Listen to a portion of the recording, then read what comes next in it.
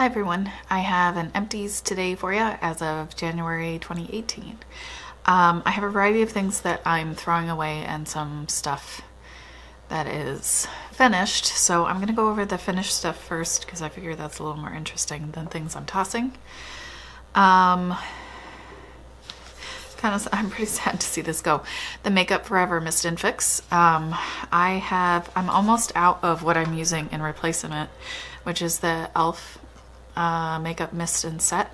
I feel like I end up trying to use a bunch of this because I feel like I can't feel it on my face, so I have to get it closer. But now that it's close to the bottom of the bottle, it's like kind of spitting on me more. I don't know that it really works as well at actually setting things as the Mist and Fix from Makeup Forever does, but this bottle is $30, I believe, and even with a discount, I couldn't like bring myself to buy it, even with 20% off. So I don't want to buy a setting spray with alcohol in it or any sort of like irritating ingredients. And so that eliminates most of the setting sprays that are out there. This is a really nice one. I would definitely recommend it. It does have a slightly odd smell to it. To me, it smells kind of like rosemary bread scent. It's a very savory kind of scent. But it's not super strong. It goes away as soon as you're done. It's notable. Every time I use it, I would be like, focaccia. And I'm pretty sure I have said that same thing several times on my channel while using it. I like it a lot. I felt like it helped my eyeshadows not crease. It helped my brow products stay on better. If I used a lot, it would add a bit of a sheen that didn't just disappear into nothing, which I found MAC Fix Plus. Maybe I didn't use enough, but I never got that. I felt like as soon as it was dry, the dry parts of my face went back to looking dry. But if I used a lot of this, it would actually kind of leave a little bit of a sheen. So I would recommend it. It's just so expensive. This is not technically finished, but I just want to get it out of my sight. The Peter Thomas Roth Max Sheer All Day Moisture Defense Lotion, Sunscreen Lotion, Oil-free, anti-aging, broad spectrum, SPF 30, lasting hydration with ceramide, soothing aloe, vitamins A, C, and E, provitamin B5 for all skin types. I would totally disagree with the all skin types. If you have dry skin, this is lovely. If you don't have dry skin, it's probably going to be way too heavy for your face. So don't get this if you're oily. The Max Sheer All Day Moisture Defense. I think having that sheer in there maybe leads people to believe that it's for oily skin or for everybody. You know, the fact that it says it's for all skin types would lead you to believe it's for all skin types, but it really is a very moisturizing, somewhat heavy sunscreen. And for me right now, it's awesome, but the pump broke on it when I was only maybe a quarter of the way through. So after you take the whole top off, there's only a tiny little hole that comes through because it's like a vacuum pump style, and the little thing got stuck in the bottom there and it wasn't coming back up. So we had to saw off the top in order to get the product out, and the rest is in here. It's very thick though, so I've been having difficulty like getting the last bits out of here, so we'll see how that goes. If it was in a different package, I would definitely recommend it for dry skin. It sits very well underneath makeup, which is what I found to be so notable, because I'd tried a variety of other more moisturizing SPFs and they never sat. They would always affect how makeup went on and how it wore. But this does not negatively affect how my makeup wears, so that's why I liked it so much. The packaging though, not so much when the pump breaks. Apparently my desk is kind of slanted and everything that can roll will roll off the front of it and make me very angry. It's alright because it's not something I wanted to talk about. I'm like 33 weeks pregnant right now with baby number 3. I am so uncomfortable, like way more uncomfortable than I was with the other 2 at this point. Jiminy Christmas. Alright, so this is the Olay Regenerist Regenerating Serum, fragrance free. I've bought several of these, and I did repurchase this one again. Oh yeah, about that Peter Thomas Roth. I don't know, I'm super conflicted. Maybe I would buy it again, but knowing that the pump's gonna break, or may break, because there were a lot of reviews with people saying that their pump broke. I don't know. So this is more of like a lotion texture as opposed to like a more liquidy serum texture. I use this in the morning. I find that it also sits well under makeup. This is the first step I use in the morning. It has lots of good ingredients like probably hyaluronic acid, niacinamide, stuff like that. Paula's Choice recommends it, and it's not super affordable, but it's also not super expensive. It's, if you look at like Paula's Choice, Beautypedia, like best serums, this is in there. And there aren't a lot that get a really good rating from them that are more affordable. So this is 1.7 ounces, and it's, I think, around the same price or maybe a little cheaper than the Paula's Choice serums, which are, I believe, 1 ounce. And this one at Target, it's about $20. They do periodically, you know, there will be some sort of discount and cartwheel that you can apply to this. There's coupons, you know, so you can bring the price down.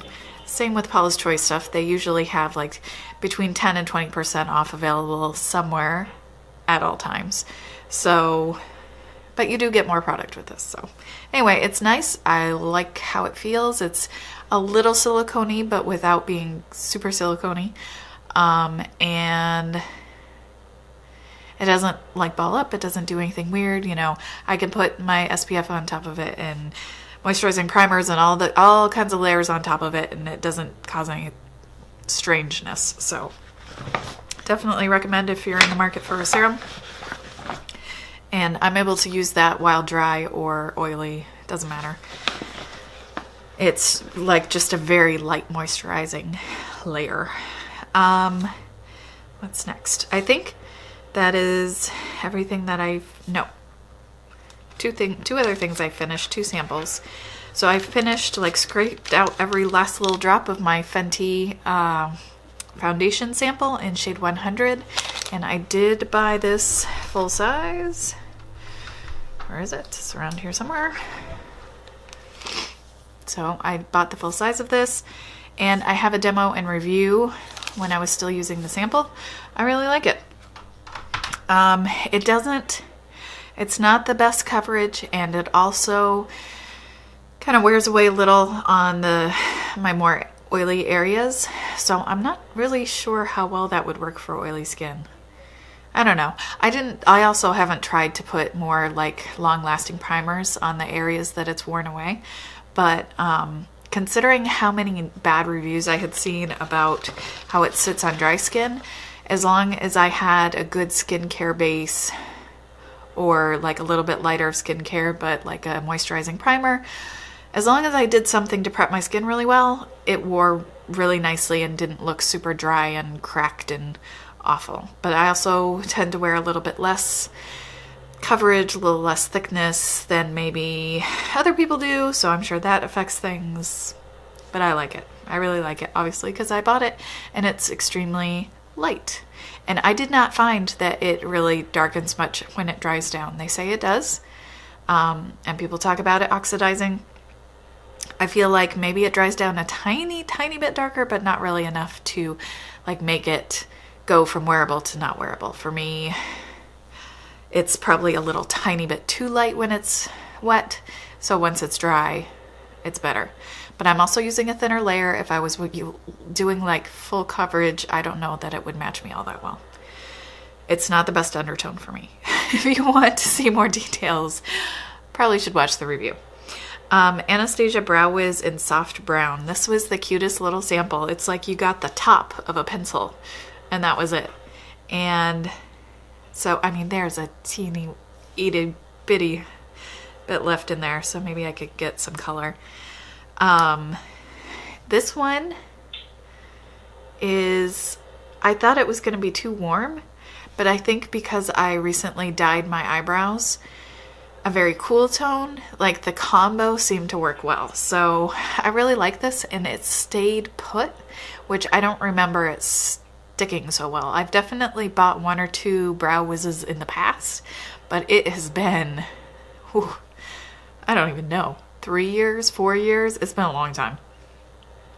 And I didn't buy it again because I go through it so fast and it's expensive. But I was really impressed with how well it stayed put, and I would consider buying it. I bought the NYX Micro Brow, is it called? Yeah.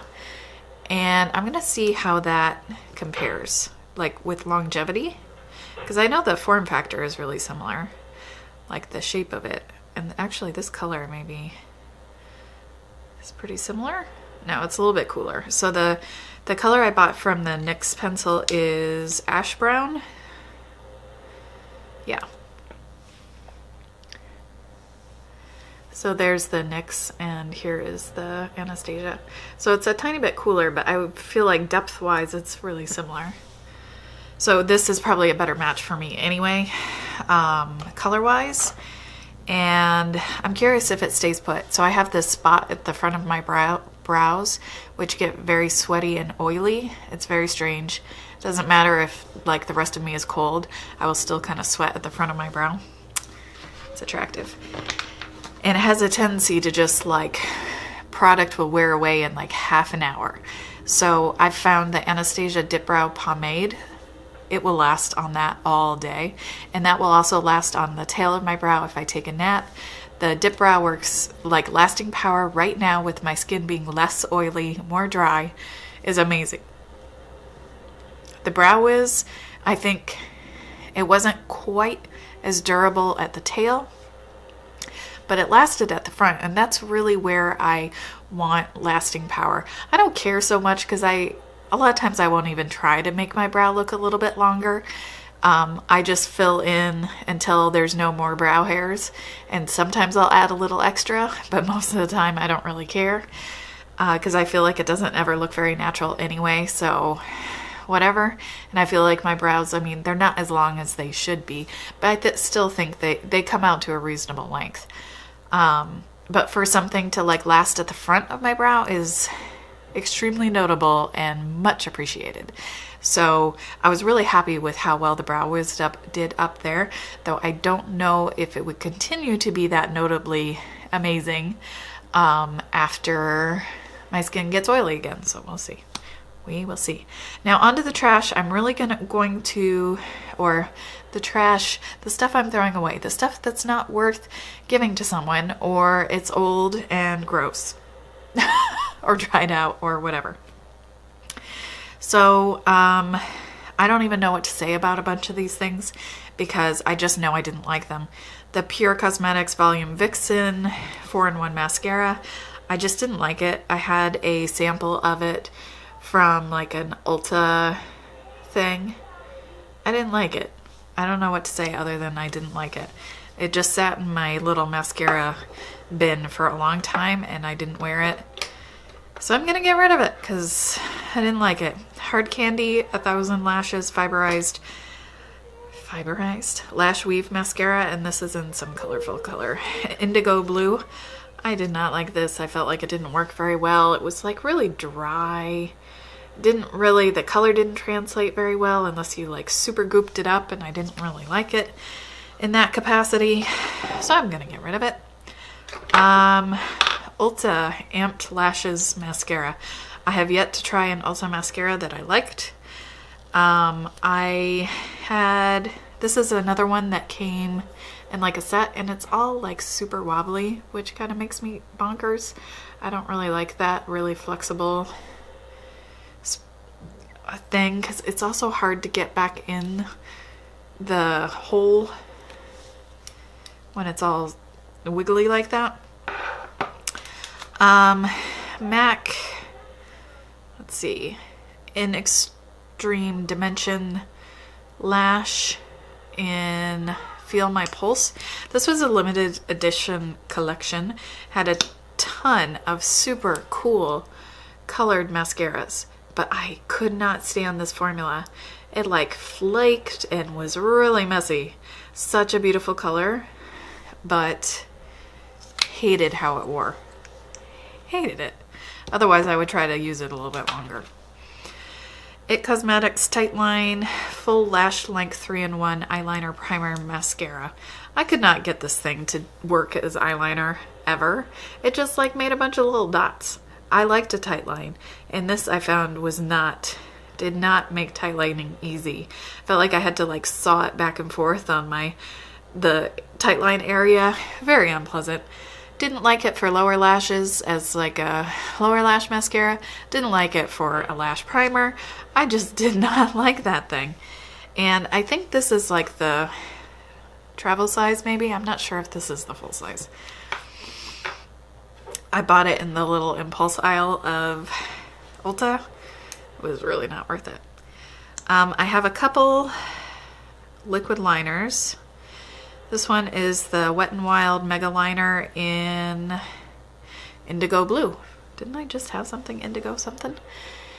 Oh, that like blends in with my background at the moment. It's just not very opaque. This is the problem with colored liquid liners. So many times they're just too watery. It's just not worth messing with that. I could swear I had another. Did I have another one? No, it was just the blue that was bad. The black is like crazy, crazy opaque, beautiful. So you got like solid, super solid, opaque, beautiful, matte once it dries. And this is just like, it's just not opaque, and when you try to build it up, it just kind of slides around a little bit, and it's not good. It's like, why am I keeping this eyeliner that just really isn't any good? Oh, I do have another one. Apparently I'm blind. Okay, this is the Wet n Wild Mega Liner in Plum. Purple eyeliner, man. I keep trying. And these will get better if you like kind of shake them up a little bit. And that looks good, but it's really like watery at the moment. And so once you try to get like a decent line on your lid, it would get kind of patchy, and like the middle where the brush was would kind of be almost bare, and then the edges would have color, and then you try to go back and fix it, and it never worked well. So I wouldn't recommend the colors in that line, but obviously, so you can see how, I mean, it's just like such a rich black when it dries, because it's matte and just like gorgeous. Hard Candy Walk the Line Liquid Eyeliner. I keep trying to find something in the Hard Candy line that I like. This was not it. This also seems like it's going to be somewhat more opaque when you swatch it. But then when you actually get it on your eyes, it just doesn't seem to cooperate. Now granted, I am not great at dealing with brush, the kind of pot plus brush liquid eyeliner. I'm not great at liquid eyeliner in general, but I can make that black work really easily. Making these colors work had a lot, I just really struggled with it, and I felt like it was my fault, like I was doing something wrong. But no, I think it was just those eyeliners are not great, and I just can't make them work. So I have a couple lip products, and then I am done. So this is probably not the only one I'm going to throw away of this. It's the Wet n Wild Liquid Catsuit in Video Vixen. So the problem with this one, really, really pretty color. I wish it worked. I really do. But it's so patchy. And these types of really deep colors, I mean, it's just, they are very often patchy. And it's the type where it might look okay in your mirror, but then you get out into like your car and you look at your face and you realize it's like totally sheer in one spot and it's really dark in another spot, and just could not get this color to work. Love the color. And I have a Get Ready With Me where I showed using it. It's gorgeous and I want it to work, but it doesn't. It's too patchy. It is not worth trying to make work. And then this Maybelline Vivid Hot Lacquer in Too Cute. I like this one fine, but it's gone bad. The smell, something is not right. It's a very pretty color, but the smell, especially, it doesn't smell terrible in the tube, but once I get it on my face, it's like, oh, this does not smell right. And it doesn't. I have another one of those, and it does not have, it has the same smell that I remember, and this one, it's gone off in some way. So I think that's it. That's it for my stuff I'm throwing away and stuff that I finished. And let me know if you have anything that you finished recently. It's always good to hear about that stuff, whether or not you would buy it again. And let me know if you have any questions about the stuff that I'm either tossing or finished, whatever. I would love to hear from you.